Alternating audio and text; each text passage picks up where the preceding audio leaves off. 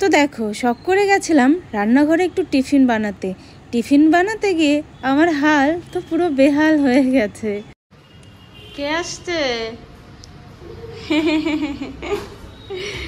কখন থেকে বসে আছি তোমার জন্য।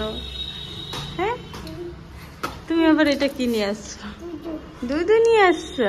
ওলে বাবালে, মাথার চুল এরকম হয়ে গেছে। টিফিন খাইছো? তাই লিখছো? শোনো, তোমার এক্সাম কেমন হয়েছে? অনেক ভালো হয়েছে। তুমি সব লিখেছো? ওলে বাবা, হাতটা দাও একটু। হ্যালো সবাইকে, শুভ দুপুর। তো আবারও চলে আসলাম নতুন একটা ব্লগ নিয়ে তোমাদের সামনে। তো দেখো, সোনার ছিল আজকে ফার্স্ট পরীক্ষা, মানে ও এবছর দেবে ফার্স্ট পরীক্ষা। এর আগেও কোনোদিনও পরীক্ষা দেয়নি। তো খুবই একটু টেনশানেই ছিলাম, যেহেতু অনেকটাই ছোট, পরীক্ষা কি এসব কিন্তু কিছুই বুঝতে পারে না বা বোঝেও না। তাও যাই হোক, বলছে অনেক ভালো হয়েছে পরীক্ষা। তো দেখা যাবে রেজাল্টে কি করে, ওটা নিয়ে অত মাথা ঘামানোর কোনো দরকার নেই। এখন যেহেতু অনেকটাই ছোট আছে, তো হবে আস্তে আস্তে, বড় যত হবে সবটাই ঠিক হবে। ফেলে দাও।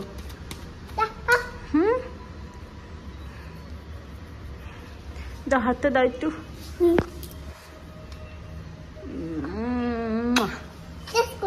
ড্রেস খুলে দেবো।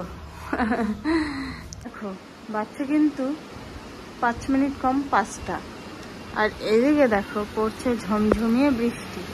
বলো তো, আকাশের মতে গতি কখন যে কি হয় বোঝা বড় মুশকিল।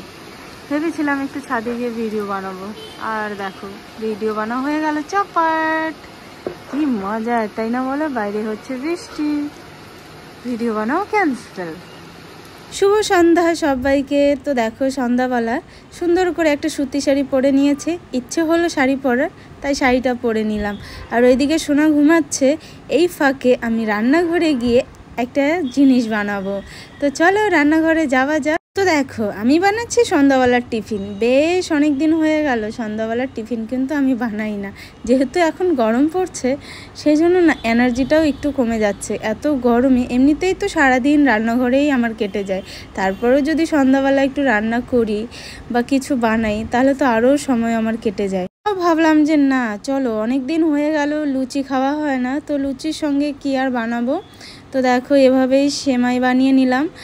তো রান্নাঘরে তো এসেছিলাম ঠিকই আছে, কিন্তু যেই মুহূর্তে আমি লুচিটা বানাবো, সেমাই বানাবার হয়ে গেছিলো, যখন আমি লুচি বানাবো ঠিক সেই সময় চলে গেছে কারেন্ট। ভাবো তোমরা একবার অবস্থাটা, আমার রান্নাঘরে লাইটও নেই। তারপরে অনেকক্ষণ পর চলে এসেছিলো বড়মশাই, এখনও মোবাইলটা ধরছে।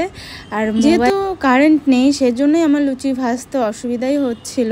তো দেখো, এদিকে সেমাইটাও কিন্তু একটু একটু ঠান্ডা হয়ে গেছে, আর এদিকে আমি লুচি ভাজছি। লুচি ভাজাও কিন্তু হয়ে গেছে। বেশি লুচি করিনি, অল্পই লুচি করেছি, যেহেতু আমরা 3 জনেই খাবো, 2টা করে হয়ে যাবে।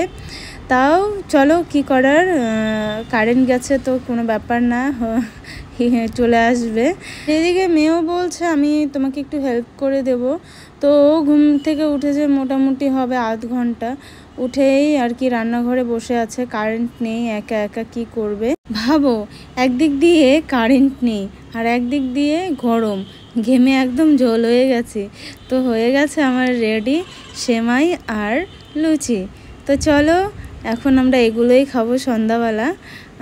সেমাইটাই দেখতে পাচ্ছ, সেমাই আমার কিন্তু ভীষণ ভালো লাগে, আর লুচিটাও তো আমি ভীষণ ভালোবাসি। লুচি কিন্তু আমি ঘুগনি দিয়ে আমার বেশি ভালো লাগে।